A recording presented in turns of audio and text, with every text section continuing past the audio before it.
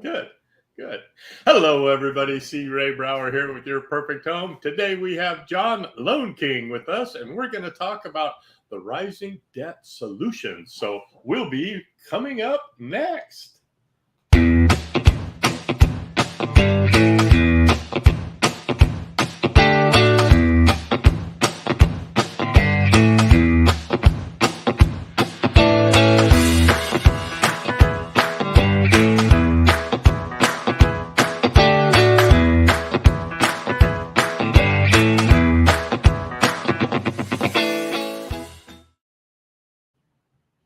And here we are back. How's it going today, John? It is going amazing, C. Ray. Just another busy day in paradise. There you go. Another day in real estate paradise. There we are. Absolutely. How about your day? It's been a good day so far. Been a good day. Had time with an old friend of mine on the golf course for 9 holes very early this morning. Hit the first golf ball. Barely saw where it went. But we just played 9 holes, and amazingly, I hit 7 fairways and just short of the green, the 2 greens. But was a decent round today. Without being a golfer, I believe the adage goes: a bad day golfing beats a great day working. A bad day golfing is 100% better than a good day working. That is too funny. Exactly. You're gonna catch me looking off to the left because I'm in a different spot today, and so the monitor that I can see you on is over there. So I'm gonna every once in a while I'll go like this. I'm really looking at you, C. Ray, and I'm talking to you, but then I need to look because I realize I'm really talking to my audience, our audience, your audience, and so I'm hearing you and I see you out of the corner of my eye. But I'm at my BNI meetings. They're Zoom meetings. Yeah. So the main Zoom screen is right here. But the person talking is coming up over here. So I understand exactly what you're dealing with. Yes. But it's hard to focus on the camera you're supposed to be looking at when all the action's going on over here. Well, it's easy when you just think about it being a voice conversation. If I just pay no attention to the man in the corner and I just pretend you're not over there, then I'm just looking at the camera and we're talking like we're on the speakerphone. There you it's go. A mental trick that I've got to play with myself because otherwise I'll keep doing this. And that's just not, it's just not good video. Yeah, exactly. But hey, minor technical difficulties, that's just part of life, right? When I started doing video, I was very self-conscious, had the front-facing camera, so I made sure I was focused properly in screen and all of that stuff. And I was always looking at myself and had a hard time looking at the camera. And when I originally started, the way I fixed that was to put a picture and have the camera actually hidden.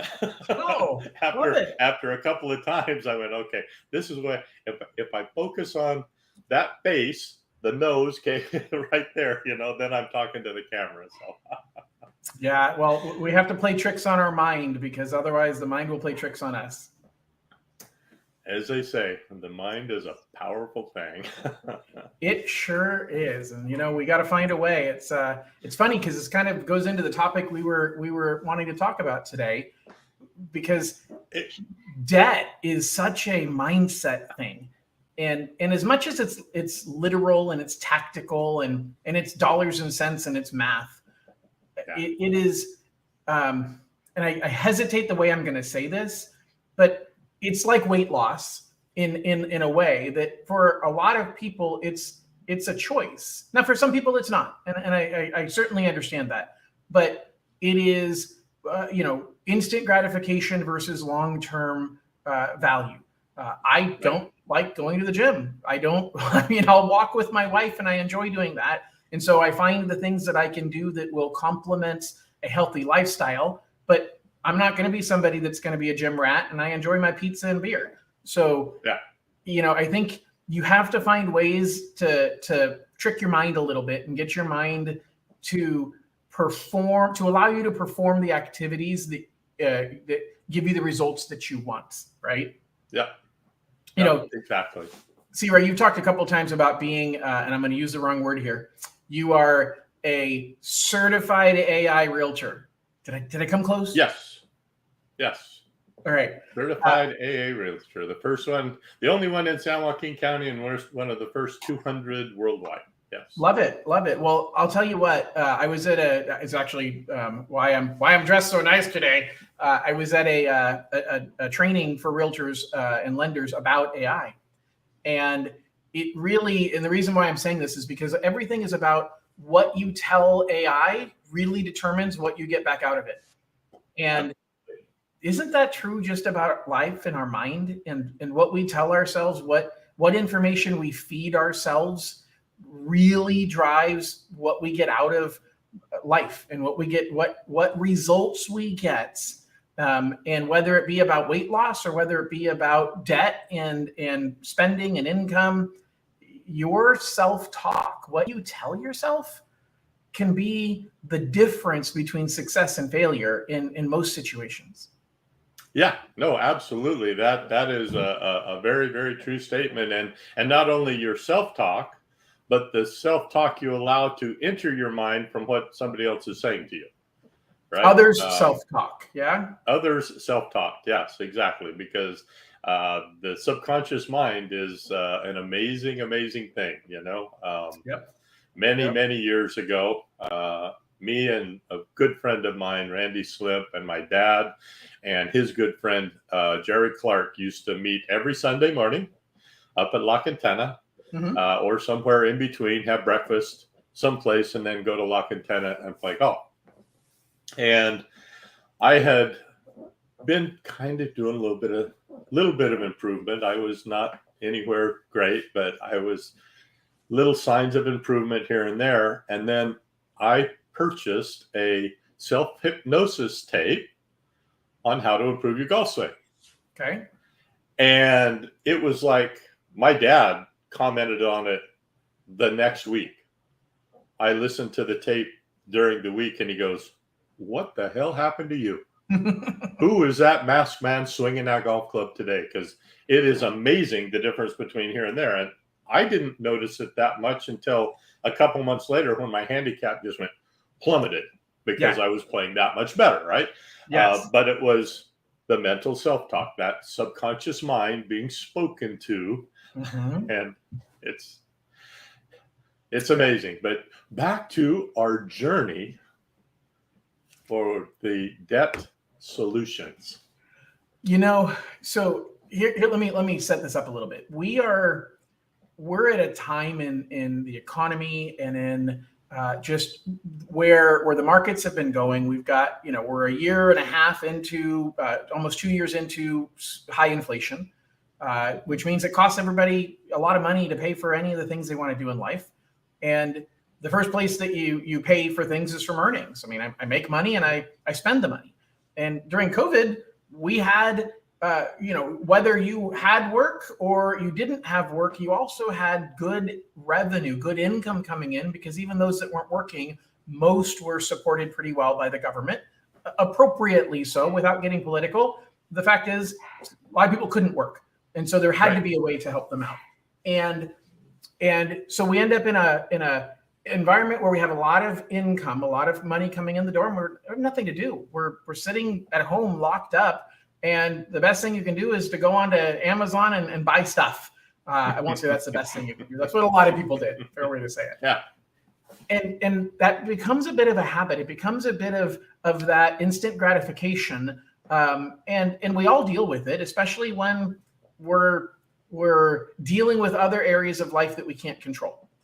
And the problem is that obviously people kept spending, and I say people, I'm stereotyping everybody, and I don't mean to, but the average person's debt load has gone up significantly in the last few years, and the total amount of outstanding debt in the United States has just topped $1 trillion. Now, the truth is, when I heard that number, I thought, wow, okay, what was it before? Like, it's just a number, right? Like you talk about the national debt, and I don't even know what it's at. You can't fathom these numbers. It's doubled since 2017. So we have double Wow. the amount of debt as we had in 2017. Okay, that I can relate to. And so I started thinking about it and doing a little bit of research and looking at what happened post-pandemic. And what happened is the Fed had to solve the issue of inflation.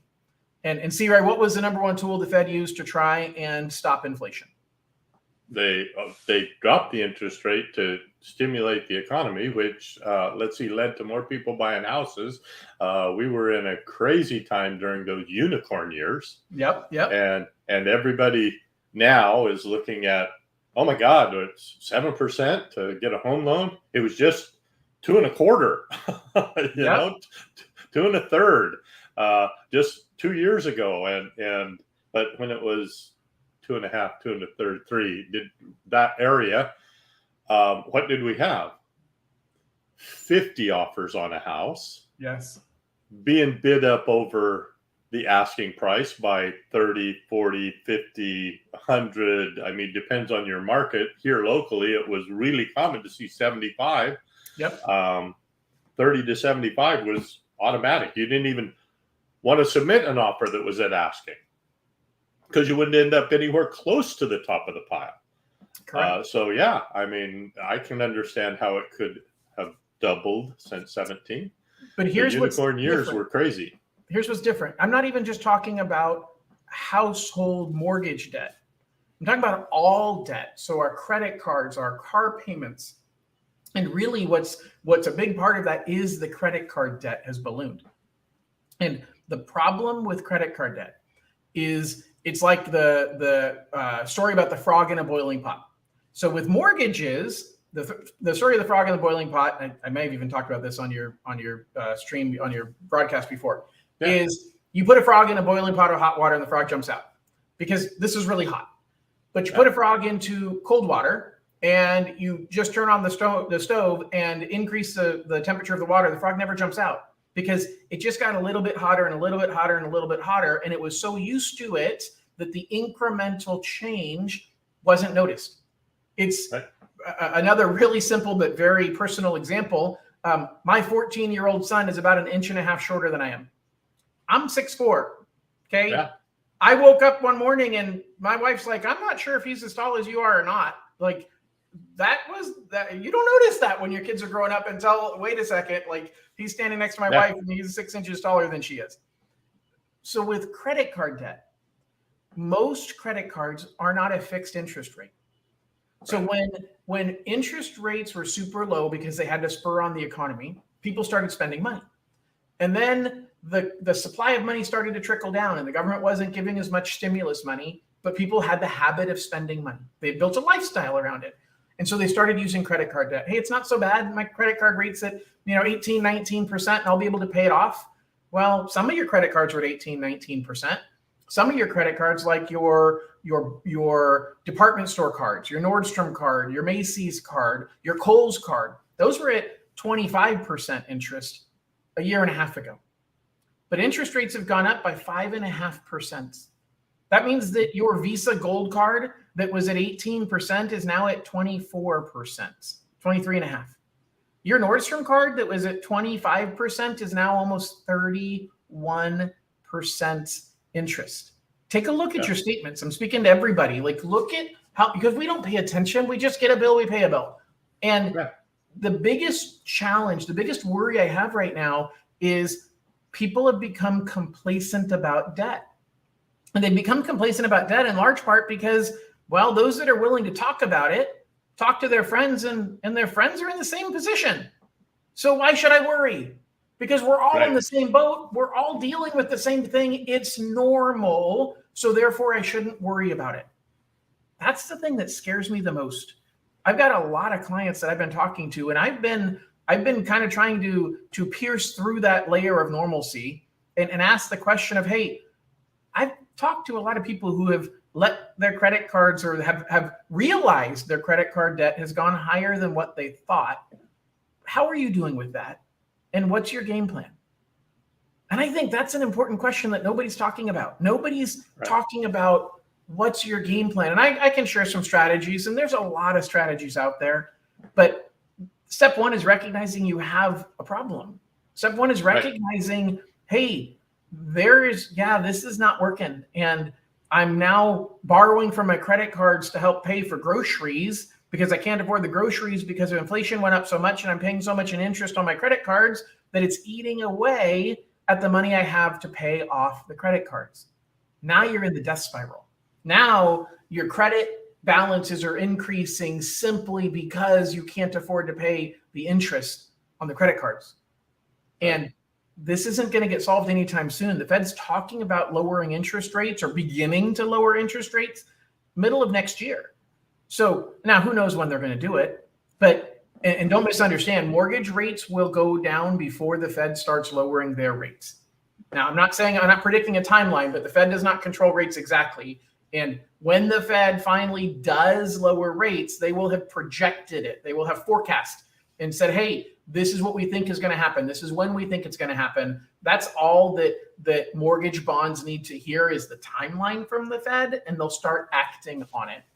Right. But your credit card companies aren't going to act on it because your credit card companies are tied directly. And so you're going to see a 0.25% drop next year in the summer, and then another 0.25% before the end of next year. Well, that's great, but now your 31% is back down to 29. Obviously, my math is off here, guys. I'm not being literal, but my point is, you've got little change, but you're going to be stuck with this credit card debt for a really long time.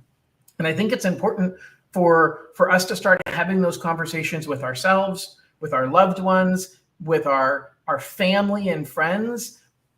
Just maybe you don't want to pry, but maybe you just want to share an article that you read or share that you watched this video and that it's something people need to address. Yeah. And most important, they've got to make sure they don't fall victim to the scams that are out there. One of my biggest frustrations are debt elimination programs. See, Ray, do you know what a debt elimination program is? Where they put you into a payment program that you pay them and they pay off your credit cards at a percentage of what you're paying them, and they're making money off trying to pay off your credit card debt. Yep. 100%. Do you have any idea what the impact is on your credit during that debt elimination program? I know it impacts it. I do not know a number. What is that? So let me give you you recited beautifully the marketing of how they explain it, which is, hey, you don't pay your credit card companies, you pay us. We pay your credit card companies and we pay them less than what you originally agreed to. So we get them to agree to a lower dollar amount. You nailed it. But here's the real truth. They stop paying your credit card companies. They cut them off completely. So when they say, hey, you're paying $2,000 a month in credit card payments, you can pay us $1,500 a month. And we're going to use that money. We'll keep 500 of it, but we're going to use 1,000 of it to pay off your credit cards. That $1,000 that they kept, they just hold on to every month. So at the end of 6 months, they have $6,000. They go to one of your credit card companies that you haven't paid for the last 6 months, which means your credit now shows significant late payments. They wait until the credit card company has thrown you into collections, because at that point, the credit card company says, I don't even think this person's ever going to pay me.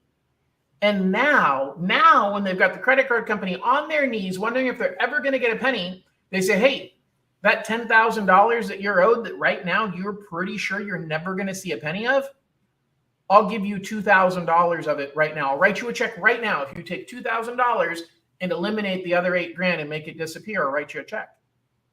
And oftentimes the credit card companies concede. They say, yeah, I'd rather take $2,000 than nothing on the $10,000 that I'm owed. But your credit's been destroyed. And I don't mean hurt, I mean destroyed.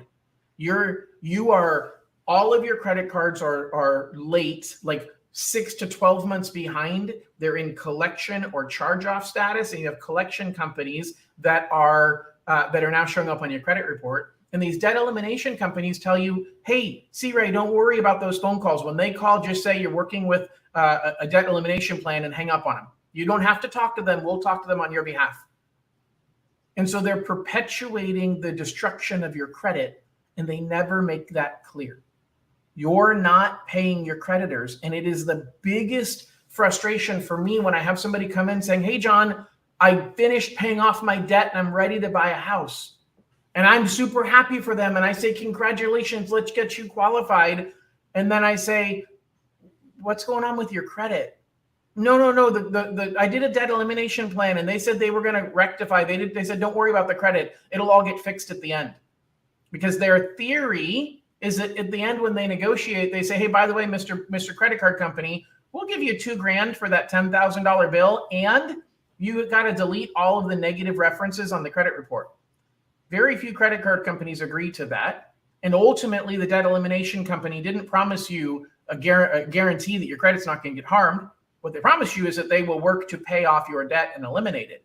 So when the choice comes to say, hey, pay them the money and leave the credit alone, or pay them the money and wait until they're willing to eliminate the negative history, very rarely do they ever get rid of the negative history. Your credit, my clients' credits that I've seen go through these programs go from 750 to 550 or lower as they're going through these programs. Wow. And it literally is heartbreaking when I have to explain to them all the work they did when they thought they were trying to make things better to accomplish their goals, whatever. Maybe it's home ownership, maybe it's not home ownership. Right. But you would have been better off filing bankruptcy. I'm not telling people to file bankruptcy, but you've been better off filing bankruptcy because bankruptcy gives you a clean slate immediately. And you basically start over from scratch on day one. This process is destroying your credit because at least with the bankruptcy, you don't have a bunch of late payments. They're just immediately disappear, that you don't owe them anymore. And you don't have a bunch of late payments showing that you were irresponsible, because that's what the credit system thinks when you have a bunch of late payments. So it's really scary. And that's why I'm not only bringing to light my concerns about the amount of credit card debt that people have, but really be careful about the program or the plan that you use to get rid of it. Because if it sounds too good to be true, C. Ray, it's too good to be true. It is too good to be true. And I think that's just critical for all of us and for all of your listeners to understand.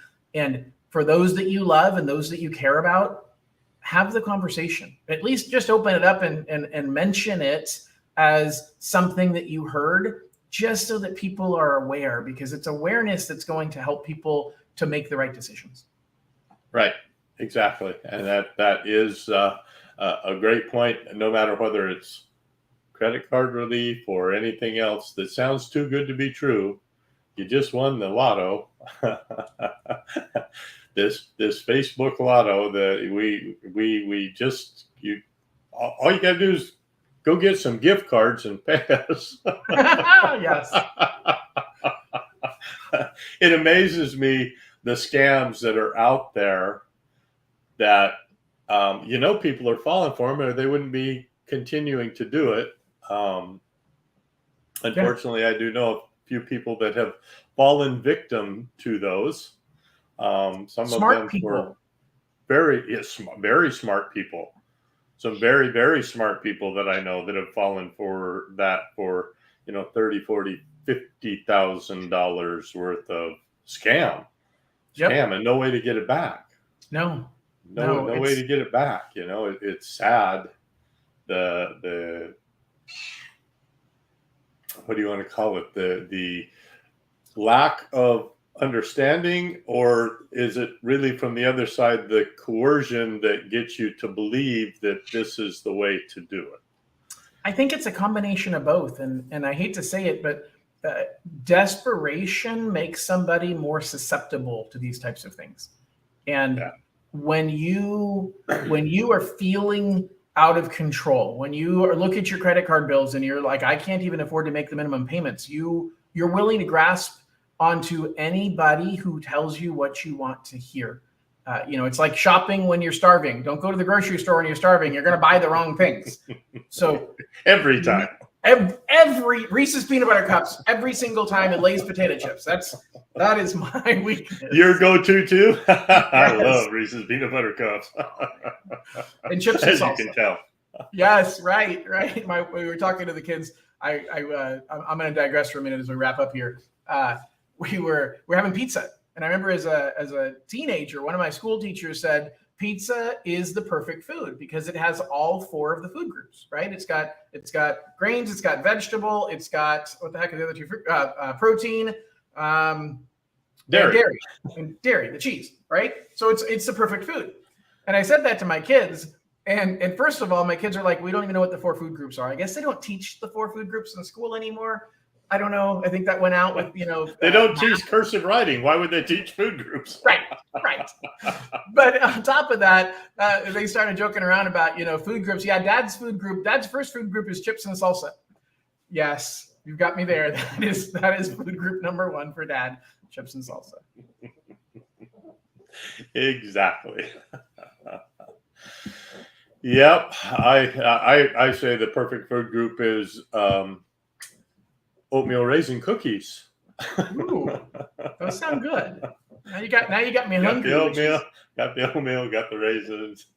They've got some dairy in it, I'm late for my lunch. I haven't eaten lunch yet, C-Ray. So now you got me really wondering what I'm going to go raid the kitchen for.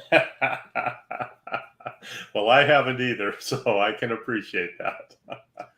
Well, everybody, I really appreciate you coming on, John. Everybody, I hope you've gained some great information from John today. I know we've kind of been off in the weeds a couple times, but that's normally how me and John roll. What can I say? Exactly. His information's been running down below, but if you want to put it out verbally for him, John, that'd be great. I'll tell you that the best thing that you can do if you want more of me is check me out on YouTube. So you've seen John Lone King. It says John Lone King right above me. So go on to YouTube or any social media channel, and my handle is John Lone King everywhere. So you can find me there. I do a lot of stuff on YouTube, and it has all my contact information on all of my social media channels. There you go. You're the same as me. Everywhere I'm C.Ray Brower except Twitter, and I'm C.Ray Brower 209. There you go. You're not the real C.Ray Brower? What's that? I said you're not the real C.Ray Brower? Not the real C.Ray Brower. Everybody go out and be the sunshine in somebody's rainy day. Again, John, thank you for coming on. Everybody remember C.Ray to find your perfect home, and we will see you all again real soon. Bye-bye.